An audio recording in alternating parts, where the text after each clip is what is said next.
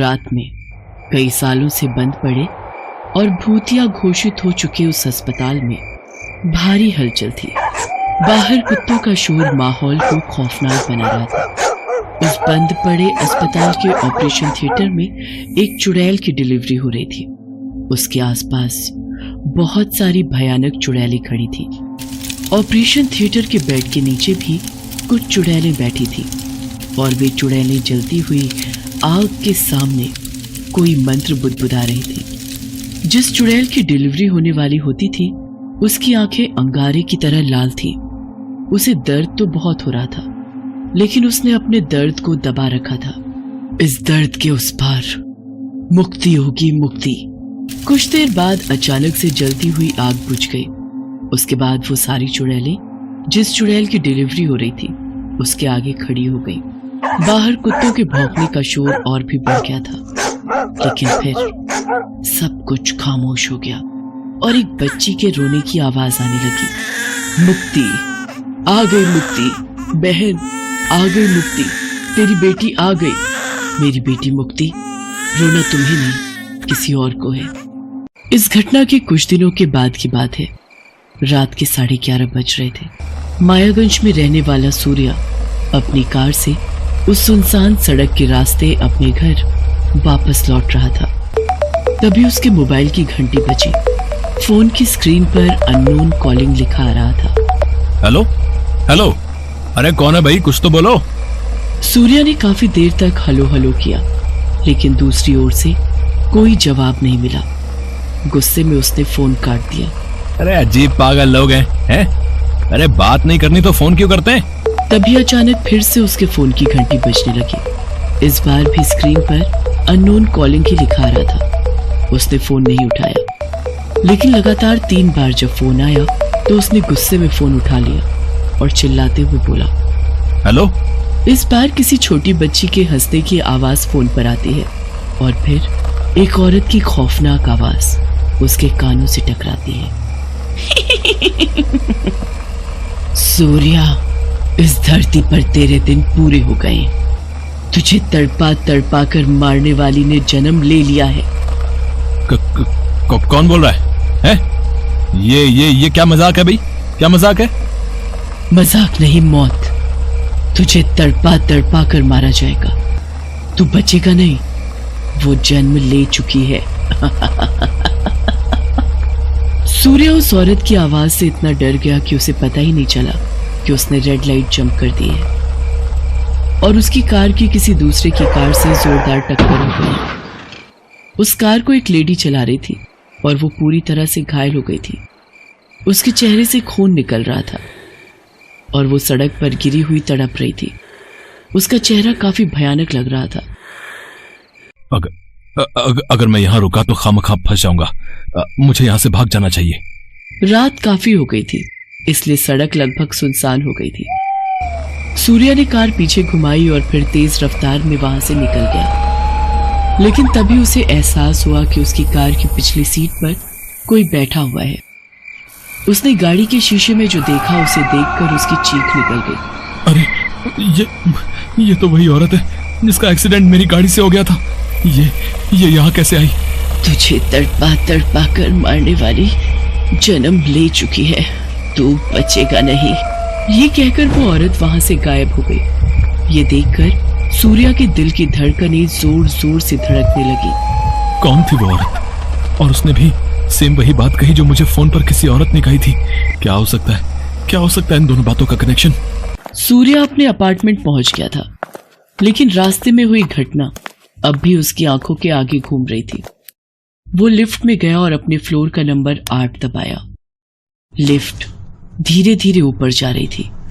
तभी लिफ्ट की दीवारों से खून निकलने लगा और उस खून से लिफ्ट की दीवारों पर कुछ लिखा जाने लगा। अरे ये क्या हो रहा है? लिफ्ट के अंदर खून कहां से आ गया? और ये क्या लिखा है? और ये क्या लिखा हुआ है इन दीवारों पर? जब सूर्या ने लिफ्ट की दीवारों पर लिखा हुआ पढ़ा तो उसका दम फूलने लगा। उसके हाथ पैर कांपने लगे। लिफ्ट की दीवार पर लिखा था, सूर्या, इस धरती पर तेरे दिन पूरे हो गए हैं। तुझे तड़पा तड़पा कर मारने वाली ने जन्म ले लिया है। ये क्या हो रहा है मेरे साथ? ये बार बार एक ही बात क्यों दोहराई जा रही है? मैं पागल हो जाऊंगा, मैं पागल हो जाऊंगा। सूर्या लिफ्ट से निकलकर सीढ़ियों से भागता हुआ अपने घर पहुंचा और जोर जोर से दरवाजा खटखटाने लगा। दरवाजा उसकी माँ ने खोला। माँ मुझे कोई मारना चाहता है, उसका जन्म हो गया है माँ। उसके चेहरे का उड़ा रंग और इस तरह की बातें सुनकर उसकी माँ सुनैना देवी भी घबरा गई। उसकी बहन कामिनी भी कमरे के अंदर से बाहर आई। अरे किसका जन्म हो गया है? कौन तुम्हें मारना चाहता है? क्या हुआ भैया, ये सब तुम क्या बोल रहे हो? तभी लिफ्ट आकर 8वें फ्लोर पर रुकी। सूर्या अपनी माँ का हाथ पकड़े लिफ्ट के पास खींच कर ले गया। उसकी बहन कामिनी भी पीछे पीछे आई। माँ, अभी लिफ्ट की इस दीवार पर खून से वो बात लिखी हुई थी कि मुझे मारने वाले ने जन्म ले लिया है। पर यहाँ तो कुछ भी नहीं लिखा है भैया। कुछ भी नहीं लिखा है? पर अभी तो था। कहाँ गया वो लिखा हुआ? सूर्या को समझ नहीं आ रहा था कि खून से लिखी वो लाइनें अचानक कहाँ गायब हो गई। अपनी माँ और बहन के साथ वो घर के अंदर आ गया। वो खाना खाकर बिस्तर पर चला तो गया, लेकिन उसके मन का डर नहीं गया। उसे नींद नहीं आ रही थी, इसलिए वो मोबाइल चलाकर YouTube पर वीडियो देखने लगा। लेकिन तभी मोबाइल की स्क्रीन एकदम से काली हो गई और एक खौफनाक चेहरा उस पर उभरा और उसने कहा कि सूर्या, इस धरती पर तेरे दिन पूरे हो गए हैं। तुझे तड़पा तड़पा कर मारने वाली ने जन्म ले लिया है। अचानक उस कमरे में एक छोटी सी बच्ची घुटनों के बल चलती हुई वहां दिखाई दी। सूर्या की नजर जब उस पर गई तो कौन है ये बच्ची? उसके बाद वो बच्ची हवा में उड़ने लगी और अचानक वहां एक चुड़ैल प्रकट हो गई। उस चुड़ैल को देखकर सूर्या के मुंह से चीख निकल गई। आरती, तुम? उसके बाद वो चुड़ैल जोर जोर से हंसने लगी और उसने कहा, सूर्या, तुझे मारने वाली जन्म ले चुकी है। वो तुझे तड़पा तड़पा कर मारेगी। उसके बाद वो छोटी सी बच्ची सूर्या के गले पर चढ़ गई और उसकी गर्दन में अपने दांत गड़ा दिए। सूर्या दर्द के मारे चिल्ला उठा। उसकी चीख की आवाज सुनकर कामिनी और सुनैना भागते हुए उसके कमरे में आए और कमरे का नजारा देखकर उनकी भी चीख निकल गई। तुम दोनों भी आ गए। इसके बाद तुम दोनों की मौत भी लिखी है। तुम दोनों को मारने वाली भी पैदा हो चुकी है। उस चुड़ैल को देखकर कामिनी और सुनैना भी चौंक गए। आरती तुम? इस बीच उस चुड़ैल बच्ची ने सूर्या को मार डाला और उसके बाद वो कामिनी की गर्दन पर चढ़ गई। तुम सबको मार दूंगी, तुम सबको मैं मार दूंगी, सबको, जिस तरह से तुमने मेरी निर्दोष माँ को मारा था। अरे छोड़ मुझे, माँ मुझे बचाओ, इसके नुकीले दांत मुझे चुभ रहे हैं। तुम लोगों को आज कोई नहीं बचा सकता, कोई नहीं। अरे तुम लोगों ने मेरी माँ को करंट लगाकर इसलिए मार दिया क्योंकि वो मुझे यानी एक लड़की को जन्म देने वाली थी।